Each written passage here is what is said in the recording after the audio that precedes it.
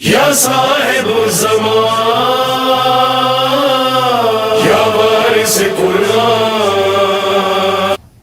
وہ آپ سب بیٹھے اخلاق کو ایک سوشل ایشو میں آپ کی خدمت میں عرض کر رہا ہوں کہ گھر کے ماحول کو بہترین کریں.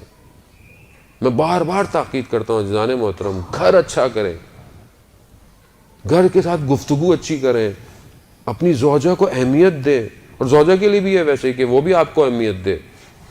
یہ گھر اگر اچھا ہے تو یہ گھر ملائکہ کے لیے زمین میں تاروں کی طرح چمکے گا. اگر یہ گھر خراب ہے تو یہ جہنم میں لے کے جائے گا بہت سارے لوگوں کو. بہت سارے لوگ کہتے ہیں وہاں صاحب گھر جا ہی نہیں سکتا آدمی، جہنم بنا ہوا ہے گھر. گھر جاتے ہیں زوجہ پتہ نہیں کیا کیا شروع کر دیتی ہے، اس سے بہتر ہے بندہ باہر رہے. کیوں ہے ایسا؟ سکون کی جگہ ہونی چاہیے گھر. جب قرآن کہہ رہا ہم نے تم دونوں کو ایک دوسرے کے لیے سکون کے لیے بنایا ہے. مرد حضرات کا بھی مسئلہ ہے، وہ بھی سکون باہر ڈھونڈ رہے ہیں، کوئی آفس میں ڈھونڈ رہا ہے، کوئی انٹرنیٹ پہ ڈھونڈ رہا ہے. کتنی خواتین ہمیں کمپلین کرتی ہیں مولانا صاحب کیا کریں ہم، کسی اور سے باتیں کر رہے ہیں. کیا ہے یہ اسلام ہے؟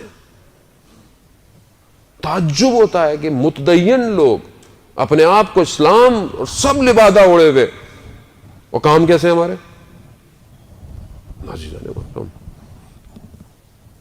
آپ پھر بولیں گے مولانا صاحب پھر اسٹریس دے رہے ہیں. نہیں، اسٹریس کی بات نہیں ہے عزیزان محترم، یہ ذمہ داری ہے. یہ میرے سے تو امام زمانہ نے پوچھنا ہے کہ ہم نے تمہیں بھیجا تھا، تم نے معاشرے کی برائیوں کو کیوں نہیں بولا، بات کیوں نہیں کی؟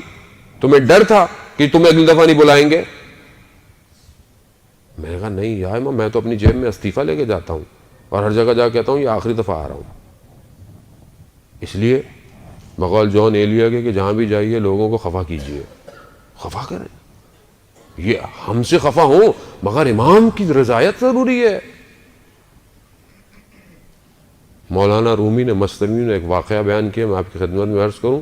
یہ ایشو بہت زیادہ ہو گیا عزیزان محترم، صبح شام میسیجز اسی کے آتے ہیں، اور ہر معاشرے میں کون سا ہر معاشرے کے اندر یہ مصیبتیں ہوئی ہوئی ہیں.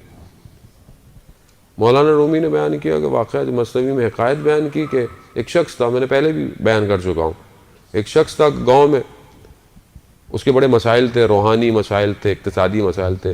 اس نے بولا سنا ہوتا شیخ صاحب ہیں ایک گاؤں میں رہتے ہیں، میرے مسائل حل کریں گے.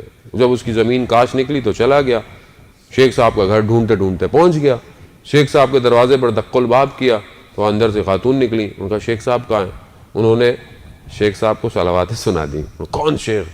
نہ وہ کسی کام کا نہ کچھ ہے، کوئی نہیں رہتا یہاں، نکل جاؤ. یہ بہت تعجب کیا، میں تو اتنا احترام سمجھتا تھا شیخ صاحب کا. گیا وہ گاؤں میں، دوسری جگہ دیکھا تو ایک تندور ہے، اس سے پوچھا شیخ صاحب کا تو کہاں وہ جنگل میں گئے ہوئے ہیں، وہ لکڑیاں لا کے مجھے بھیجتے ہیں، میرا تندور چلتا ہے، ان کا گزارا ہوتا ہے. وہ بھی جنگل چلا، چلتے چلتے دیکھا جنگل بڑا گھنا ہو گیا تو اسے ڈر لگا کہ پتہ نہیں کوئی جانور نہ آ جائے. پلٹنے لگا تو دیکھا ایک بہت تھان پان سا کوئی بہت نازک سا کوئی شخص آ رہا ہے. تو جب قریب گیا تو دیکھا کہ پوچھا کہ آپ شیخ صاحب کو جانتے ہیں؟ کہا میں ہی ہوں. تو اچانک سے اس نے دیکھا کہ برابر میں ایک ببر شیر بھی ہے کہ جس کی پیٹھ کے اوپر لکڑیاں رکھی ہوئی ہیں. تو یہ گھبرا گیا، بولنے لگا کہ انہوں نے ڈرو نہیں، بیٹھ جاؤ. وہ بھی بیٹھ گیا، وہ شیر بھی وہیں بیٹھ گیا. اب اس نے اپنے مسائل بولنا شروع کیے. تو اس نے آخر میں کہا کہ میں نے جتنا آپ کے بارے میں سنا تھا اس سے زیادہ آپ کو پایا. سارے مسائل آپ نے روحانی، معنویت، اقتصادی سب مدد لے. لیکن کہتا ہے شیخ صاحب مجھے ایک بات سمجھ میں نہیں آئی، میں آپ کے جو گھر گیا تھا، آپ کی جو گھر میں کام کرنے والی ہے بہت بدتمیز ہے. اس نے بڑھا نے آپ کے بارے میں کیا بولا؟ تو انہوں نے بولا کہ میاں صاحب آرام سے بات کیجئے، وہ ہماری زوجہ ہیں، ان کو تحمل کرتے ہیں تو جنگل کا شیر گھٹنے ٹیک کے بیٹھا ہوا ہے. تو اب آپ خوش مت ہوں، اصل میں آپ کی زوجہ بھی آپ کو برداشت کر رہی ہے. یہ دونوں کے لیے عزیزان محترم وہ تحمل، اسلام، صبر. گاڑی کے ویل بیلنسنگ کی ضرورت ہوتی ہے، بیلنس آؤٹ ہو جائے گاڑی ٹھک جائے گی کہیں نہ کہیں جا کے. خود دونوں ویل صحیح ہونے چاہیے. آپ ایک جگہ سٹیپنی لگا دیں گاڑی ٹیڑھی ہو جائے گی آپ کی. دونوں کو صحیح چلنا ہے. آپ اس کو برداشت کر رہے ہیں، وہ آپ کو برداشت کر رہی ہے. ایک وجود کو برداشت کرنا آسان ہے. آپ تو صبح شام باہر نکال کے ہوا کھا لیتے ہیں، وہ تو سارا دن گھر کے اندر ہے. جن کی زوجہ کام نہیں کرتی وہ تو گھر کے اندر ہے. اگر آپ اس کی زندگی اس کے اوپر سخت کر دیں، کہاں جائے وہ تو اپنے ماں باپ کا گھر چھوڑ کر آئی آپ کے لیے تھی، سارا دن آپ کے بچوں کی خدمت کرتی ہے، کچن میں سارا دن کھڑی رہے، پھر بھی آپ جا کے اخلاق، قدر، علی کے ماننے والے کیسے ہوتے ہیں کہ جب ان کی شادی ہوئی تو جب پہلی رات بی بی کے چہرے کو غمزدہ دیکھا تو مولا کائنات نے کیا کہا فاطمہ کیا ہوا؟ کہا مجھے باپ کے گھر سے آپ کے گھر پہ آنا یعنی منتقل ہونا مجھے اس دنیا سے قیامت کے انتقال کو یاد کروا رہا ہے، کمال ہے۔ کہا ہم دونوں عبادت کرتے ہیں اور آج ہماری شادیوں میں کیا ہوتا ہے؟ آپ تصور کریں، ہم نے شادیوں کو اتنا سخت کر دیا ہے کہ آج معاشرے میں گناہ ہو رہا ہے۔ جوان بیٹیاں بیٹھی ہوئی ہیں، جوان لڑکے بیٹھے ہوئے ہیں، مجھے شادی کیوں نہیں کر رہے؟ ہاں صاحب کیا کریں، امی نے بولا 8-9 لاکھ روپے ہوں گے تو شادی ہوگی۔ کہاں سے لائے وہ؟ جب پروردگار اور اسلام اور قرآن اور رسول کہہ رہے ہیں کہ تم شادی کرو، ہم فضل کرنے والے ہیں، ہم کرم کرنے والے ہیں، تو کیوں نہیں خدا کی بات پہ یقین ہے ہمیں؟ میں جانتا ہوں باپ کے پاس پیسے نہیں ہیں اور اس کی بیٹیاں ہیں، اس قسمہ پرسی میں جب وہ شادی کر رہا ہے تو لڑکے والے کیا کہتے ہیں؟ بھائی ہمارا تو ایک ہی بیٹا ہے نا، دیکھیں ہم تو ایسے کریں گے۔ وہ قرضے لے لے کے مقروض ہو کے بیچارہ، کس کا قصور ہے عزیزان محترم؟ اب آپ ایک دوسرے پہ انگلیاں اٹھائیں گے، وہ ایسے کرتا ہے، میں نے کب ایسے کیا؟ کیا میں یہ پہل کر رہا ہوں کہ آج میرا بیٹا ہے میں اس کی سادگی سے شادی کروں، میری بیٹی ہے میں اس کے ساتھ ایسے کروں؟ آج ہم سیرتوں سے تو شادیاں نہیں کر رہے، آج ہم لوگ بینک بیلنس سے شادی کر رہے ہیں۔ آج ہمارا فرنیچر ایسا ہونا چاہیے، فریج فلانے برانڈ کی ہونی چاہیے، ہم لکڑی اور لوہوں سے شادی کر رہے ہیں، ہم دین تھوڑی دے رہے ہیں اپنے گھر والوں کو۔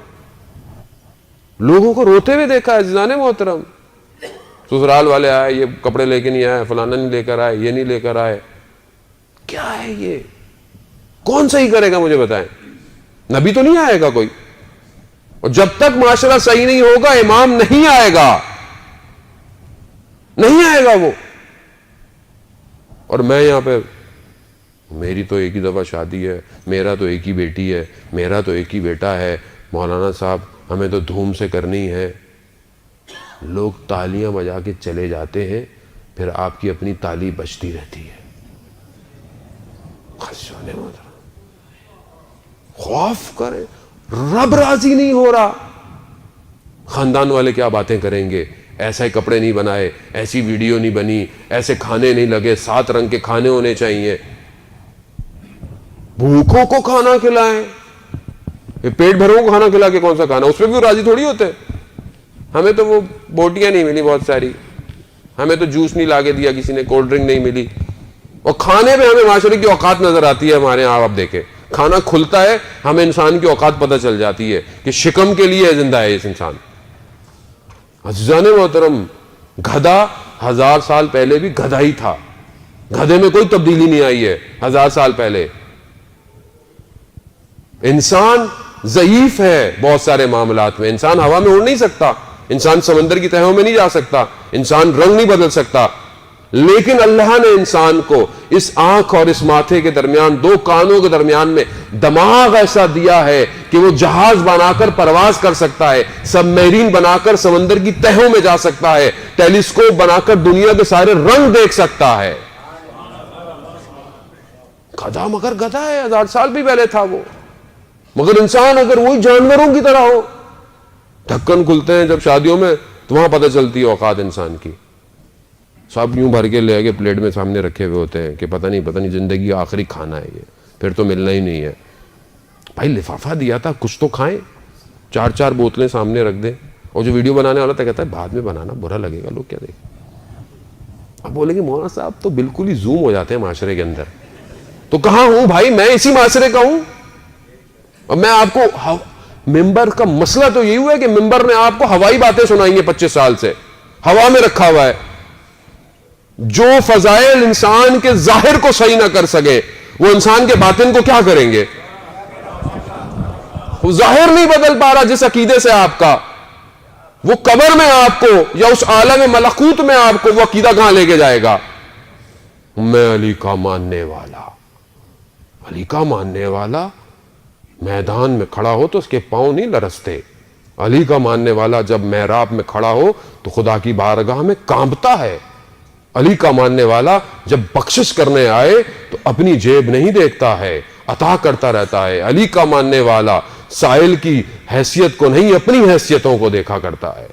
علی کا ماننے والا، وہ علی کا ماننے والا. جو میں آپ سے معذرت کے ساتھ، میرا قطعاً مقصد آپ کو دل آزاری یا آپ کا دل دکھانا نہیں ہے. آپ بہت اچھے ہیں، آپ کی محبت دلوں میں ولایت ہے تو آپ لوگ آئے ہوئے، ورنہ نہیں آتے. اہل بیت کو سننے ہیں، اہل بیت کی خاطر آئے، میری خاطر نہیں آئے ہیں آپ. لیکن اسی اہل بیت کی خاطر معاشرے کو بہترین کیجئے اور ہر چیزوں کو خود سولف کیجئے. اسی آخری جملے کے ساتھ کہ پروردگار ہمیں اس اقرا کے صدقے میں کہ جنہوں نے شب بعثت اپنے رسول کو سکھایا، اس اقرا کا ایک نقطہ ہماری زندگیوں میں ڈال دے تاکہ ہم اپنی زندگیوں میں لگیں کہ ہم اس رسول کے ماننے والے ہیں. صلوات بھیج دے محمد والے محمد، اللہم صلی علی محمد والے محمد.